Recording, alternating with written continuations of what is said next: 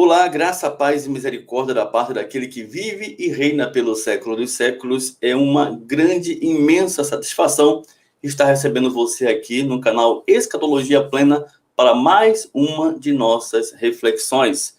O canal Escatologia Plena, que já tem 12 anos trazendo informações importantes para a fé cristã, no que tange às questões da escatologia bíblica que de fato é consumada.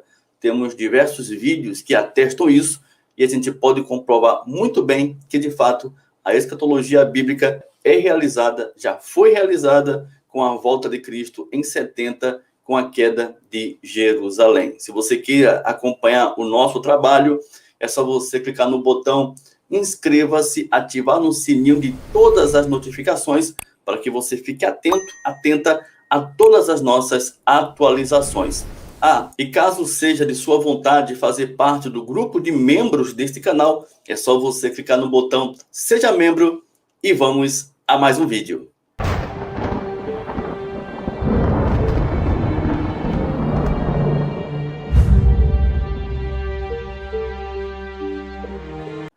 Muito bem, nessa oportunidade eu quero tratar com vocês acerca de um assunto muito polêmico dentro dessas questões da escatologia consumada, que é acerca do homem da iniquidade. Vamos falar sobre o fim do homem da iniquidade na vinda de Cristo em 70.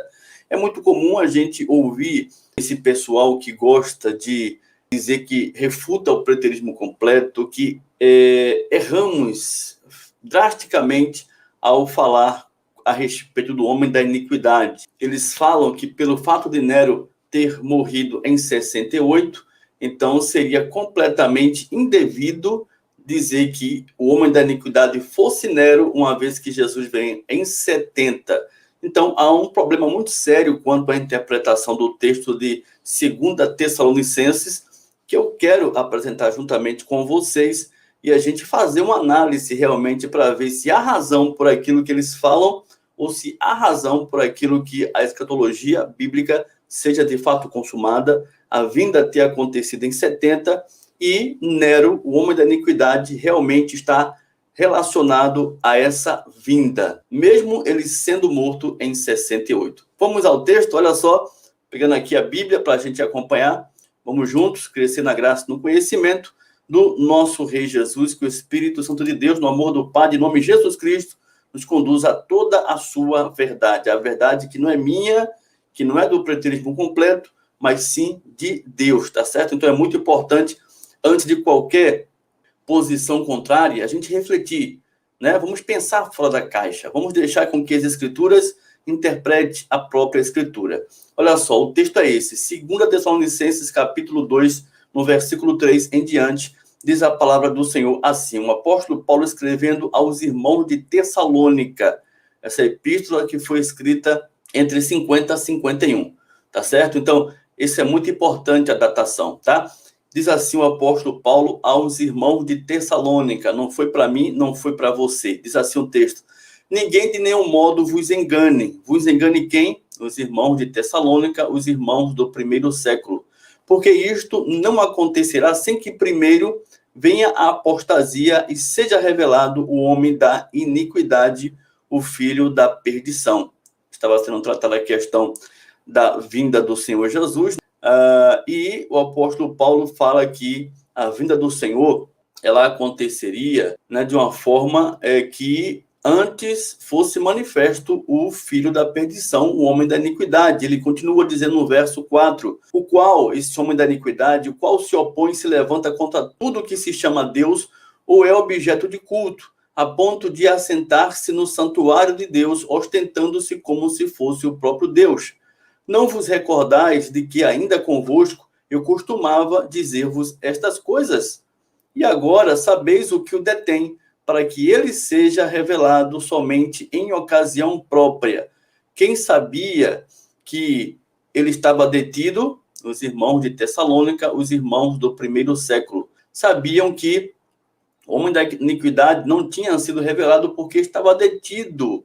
Havia uma situação pela qual ele ainda não tinha se manifesto. Aí ele continua aqui, pois mais na frente ele seria revelado em ocasião própria, no verso 7, com efeito, o mistério da iniquidade já opera, ou seja, o apóstolo Paulo está mostrando aqui de forma clara que o mistério da iniquidade estava em evidência no momento em que os irmãos estavam recebendo essa orientação do apóstolo Paulo. Ele diz: o mistério da iniquidade já opera, já estava em operação, e aguarda somente que seja afastado aquele que agora o detém. Se essa epístola ela foi escrita entre 50 e 51, né, fica completamente indevido atestar que o homem da iniquidade seja uma figura relacionada ao nosso tempo, porque ele estava detido no momento em que Paulo escreve essa carta aos irmãos de Tessalonicenses,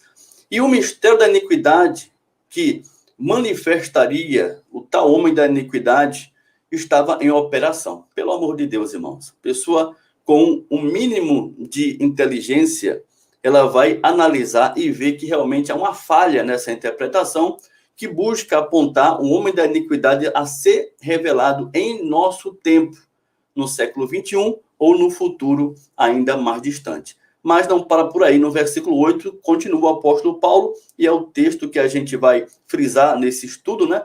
Diz assim: então será de fato revelado o iníquo, a quem o Senhor Jesus matará com o sopro de sua boca e o destruirá pela manifestação de sua vinda.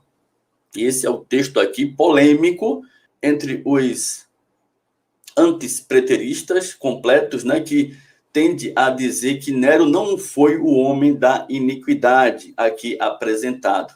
Primeiro ponto a gente já descarta por conta, esse ponto a gente descarta de forma enfática por conta da datação, tá certo? 50 a 51 está muito claro, e que não tem nada a ver que esse homem da iniquidade esteja em nosso tempo. A princípio, todos sabem muito bem que o homem da iniquidade, ele é uma figura política.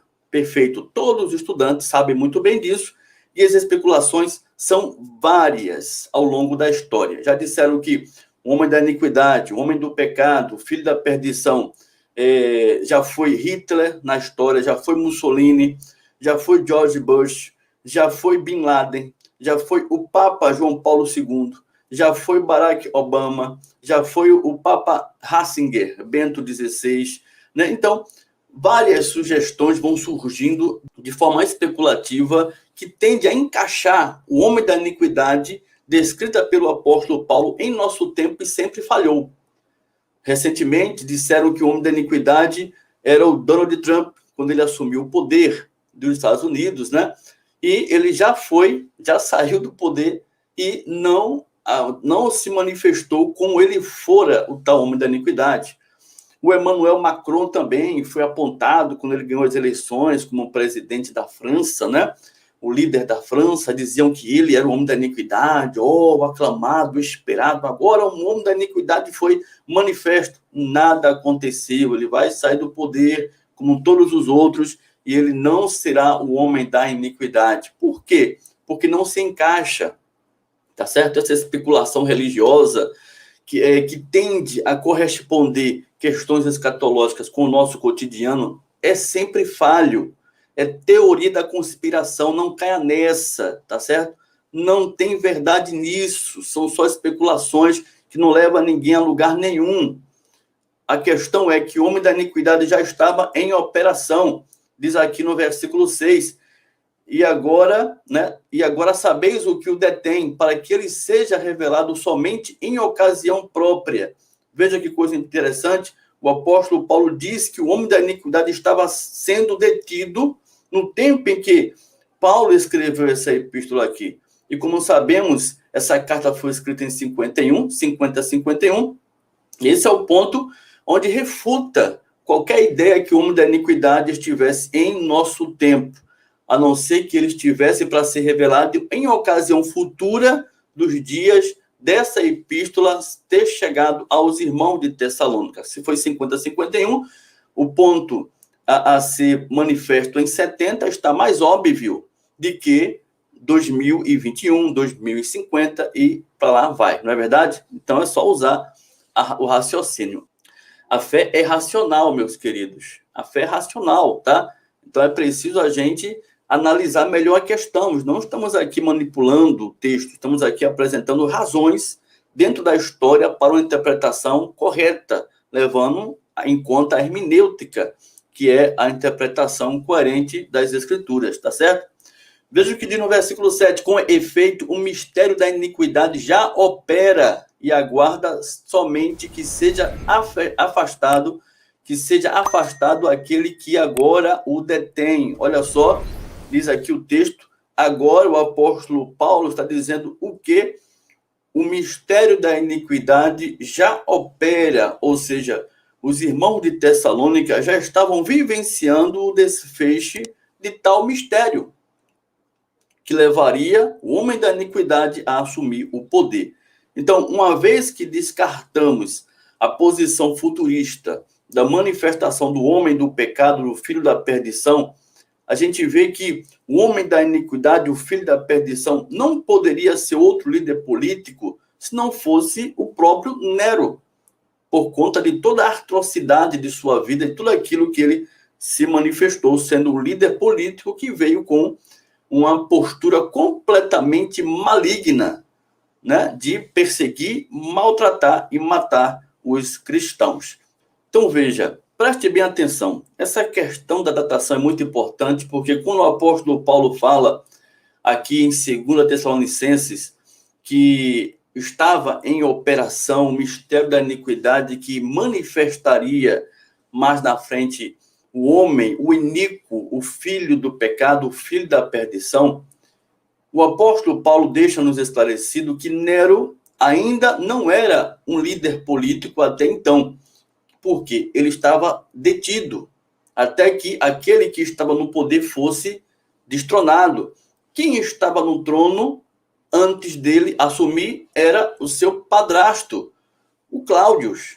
Cláudius que assumiu o poder, que estava ali antes dele assumir o trono.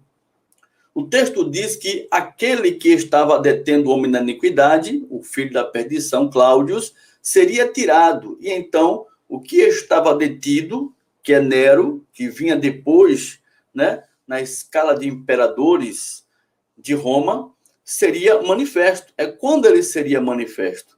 Aí diz a palavra, a verdade é que o mistério da iniquidade, como a gente acabou de ler aqui no versículo 7, né, com efeito, o mistério da iniquidade já opera e aguarda somente que seja afastado aquele que agora o detém. Quando isso aconteceu, o que é que se refere a esse mistério da iniquidade? Foi quando Agripina, a mãe de Nero, ela assassinou Cláudius para que o seu filho Nero assumisse o poder. Fica aí absolutamente claro que o mistério da iniquidade se diz respeito não a um evento futuro de nossa época, mas sim, na verdade, a conspiração, a maquinação de Agripina que levaria o seu filho Nero a assumir o trono. Então, enquanto essa maquinação, né, essa conspiração não chegasse ao ápice, que era tirar a vida de Cláudio, que estava no poder, o mistério da iniquidade estava em evidência. Na época do apóstolo Paulo. O apóstolo Paulo estava em vida. Os irmãos de Tessalônica sabiam do que estava acontecendo. Não poderia ser outro líder político se não fora o próprio Nero, que assume depois de Cláudio. Está claro, meus queridos? No versículo 8, é o texto que a gente quer tratar com mais evidência nesse estudo. Olha, vou deixar um card aqui em cima, onde você vai poder ter acesso a um estudo completo dessa questão do homem da iniquidade, tá certo? Vamos em frente. No versículo 8 diz o quê? Então será de fato revelado o iníquo, a quem o Senhor Jesus matará com o sopro de sua boca e o destruirá pela manifestação de sua vinda. Aí os críticos do preterismo completo dizem, olha só que falha, né? Berrante. Eles dizem que o Nero era o homem da iniquidade, mas como se ele morreu em 68 e não foi em 70 com a vinda do nosso Senhor Jesus Cristo? Essa é a falha do preterismo, que faz com que essa doutrina, eles chamam de doutrina, né? Uma linha de interpretação, eles chamam de doutrina, e assim condenam o preterismo completo, de forma injustificável, né? Por quê? Porque deixam de pensar. E, infelizmente, os incautos abraçam essas ideias, né? Absurda, que não tem nada a ver com a questão que abordamos e apresentamos nos estudos. Todo preterista completo procura apresentar. Então, veja só. Então, preste bem atenção. Diz o texto que o Senhor Jesus mataria com o sopro de sua boca o homem da iniquidade pela manifestação de sua vinda. Jesus não iria matar o homem da iniquidade em 70, mas sim na manifestação de sua vinda. O apóstolo Paulo, ele não sabia que Jesus viria em 70. Paulo não tinha essa informação em mente que Jesus viria com a queda de Jerusalém. Ele sabia que estava perto. Ele sabia que as questões relacionadas ao fim, as questões escatológicas, estavam para acontecer naqueles dias, não muito depois daqueles dias. Porém, ele não tinha a ciência que seria em 70 que tudo aconteceria. Porém, as evidências se mostravam que as coisas estavam se desenrolando para o fim. Então, o homem da iniquidade seria destruído pela manifestação da vinda do Senhor. Não quer dizer que seria objetivamente em 70, quando Jesus se manifestou, quando o templo caiu e a nova aliança foi estabelecida. É só uma questão de raciocínio, meus queridos. Minhas queridas, é só uma questão de raciocínio. É interessante entender que a frase matar com o sopro de sua boca, ela é uma frase de juízo de Deus. Não quer dizer que Jesus vinha assoprar ninguém, porque o sopro da boca do Senhor também não seria literal. É uma questão de juízo. A manifestação de juízo de Deus é um linguajar comum no Velho Testamento. A gente pode ver aqui em Isaías capítulo 30, no versículo 31 ao 33, fica bem patente essa questão da vinda do Senhor, da frase de julgamento, matar com o sopro de sua boca, e o apóstolo Paulo faz menção lá quanto à destruição do homem da iniquidade, né? Diz assim o texto, olha só, o que acontece com o juízo sobre a Síria, da parte do Senhor. Porque com a voz do Senhor será apavorada a Síria, quando ele a fere com vara. Cada pancada castigadora com a vara que o Senhor lhe der será ao som de tamborins e harpas, e baterá livrando golpes contra eles. Porque há muito está preparada a fogueira, preparada para o rei. A pira é profunda e larga, com fogo e lenha em abundância. O assopro do Senhor, olha lá, o assopro do Senhor, como um torrente de enxofre, a acenderá. Será que foi literal, meu querido? Será que o nosso Deus, o Criador, o Todo-Poderoso, ele soprou mesmo? Deu um sopro com a sua boca em destruição dos assírios? Foi assim? Literalmente, não.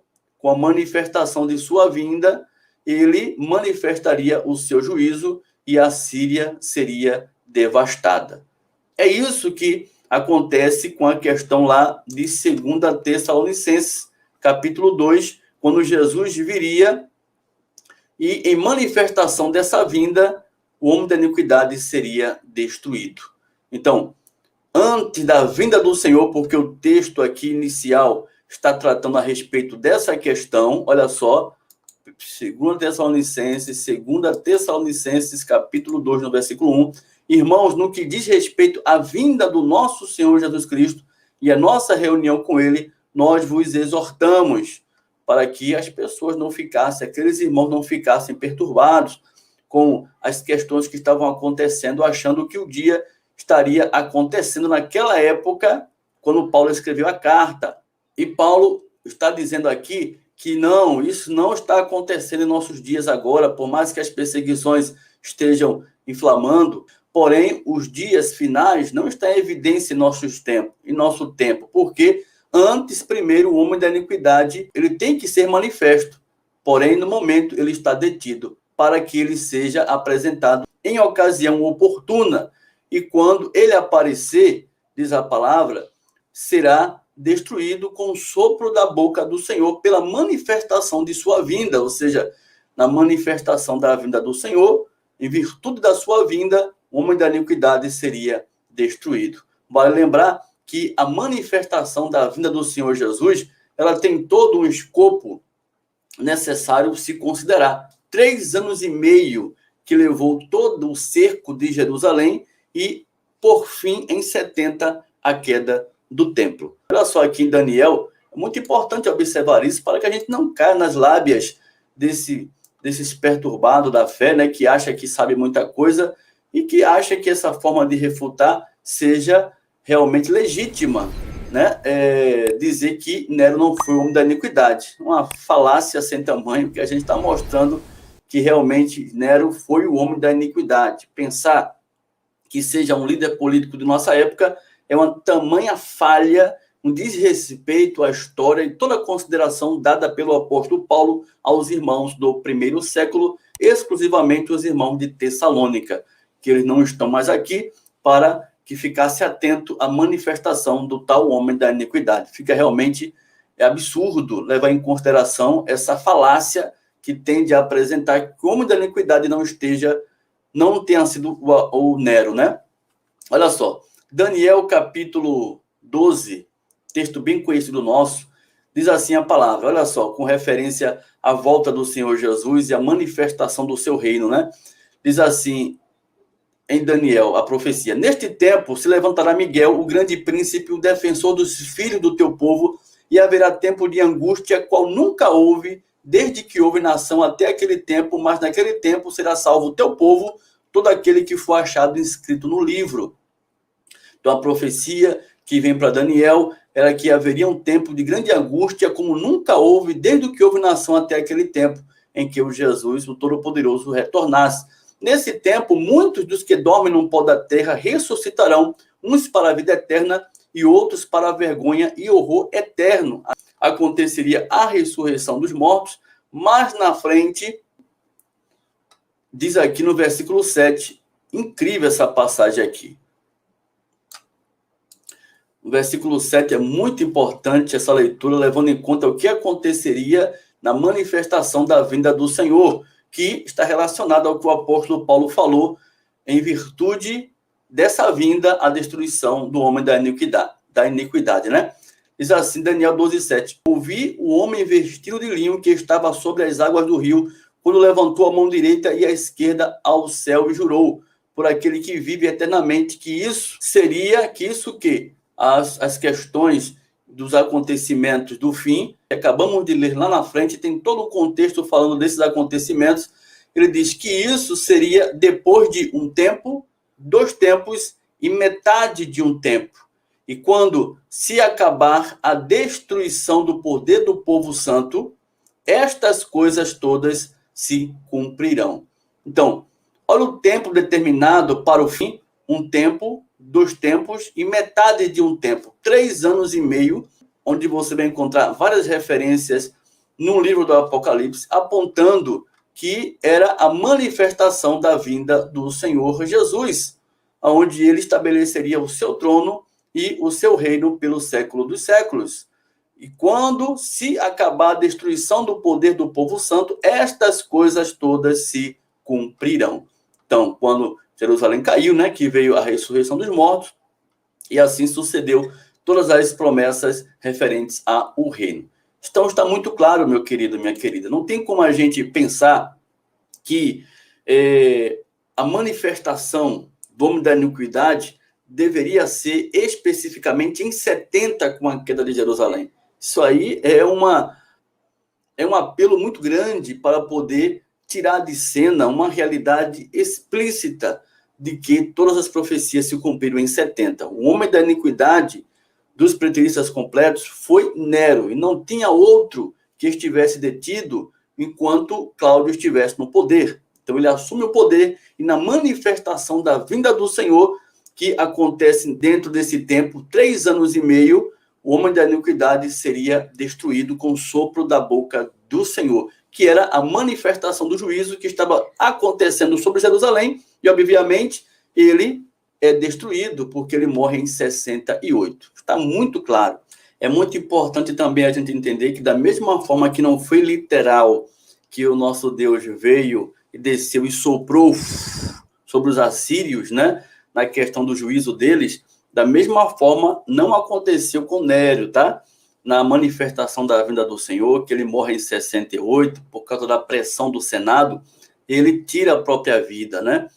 Justamente 2 anos antes da queda de Jerusalém, dentro do que estava proposto nos profetas. Se você for ver Daniel, a questão dos chifres, você vai ver nas ascensões de cada chifre, justamente está em linha dos acontecimentos que Vespasiano deveria estar no poder quando Roma destruiu Jerusalém. Está muito claro isso aí. Ele morre em 68, né, na manifestação da vinda do Senhor, que eram os 3 anos e meio que levou o fim de Jerusalém, porém, quem deveria estar no poder era Vespasiano. Basta apenas a gente considerar o que está escrito, porque é uma apelação, né, muito grande achar que o homem da iniquidade estivesse em nosso tempo, uma vez que era para aqueles irmãos do primeiro século identificá-lo. Ele viria na escala de ascensão dos imperadores e estava naquele e se encaixa bem, uma vez que Nero ele vem depois de Cláudio. Então está muito claro, tá certo? Essa apelação que fazem do que Nero não seja um homem da iniquidade está fora de cogitação, é mais um erro grotesco da tradição religiosa, dos futuristas, que tende a querer desprezar o entendimento tão claro e tão óbvio de que a escatologia bíblica é de fato consumada. Está aí, então, mais um abençoado e grande estudo para a glória do nosso Deus. Espero que você tenha gostado. E se gostou, não deixe de dar o teu like, compartilhar. Olha, compartilha mesmo aí com os teus amigos e contatos, redes de amigos que você tem no WhatsApp, no Facebook, enfim, que todos possam ter essa informação. Não paga nada de graça, que as pessoas tenham os olhos iluminados para essa questão e não viva mais uma esperança vazia, cega de coisas que não vão acontecer, porque tudo novo se fez em nome do Senhor Jesus. Não se esquece também de deixar um comentário aqui, é muito importante, tá? Para que as pessoas que tiverem acesso, que estiverem vindo do sistema religioso, que forem oriundas da tradição religiosa, que tende a pensar de forma negativa da escatologia consumada, veja o teu depoimento com referência a essa questão e entenda realmente que há uma relevância para aquilo que estamos apresentando. Não estamos falando algo que é propriamente nosso, porém daquilo que está escrito na própria palavra de Deus, onde você mesmo pode fazer as suas pesquisas e ver se está certo ou não. Você tem toda a liberdade para isso, em nome do Senhor Jesus, tá certo? Então é isso aí, estamos chegando ao final. Um abraço e até a próxima oportunidade, querendo Deus, em nome de Jesus. Graça e paz.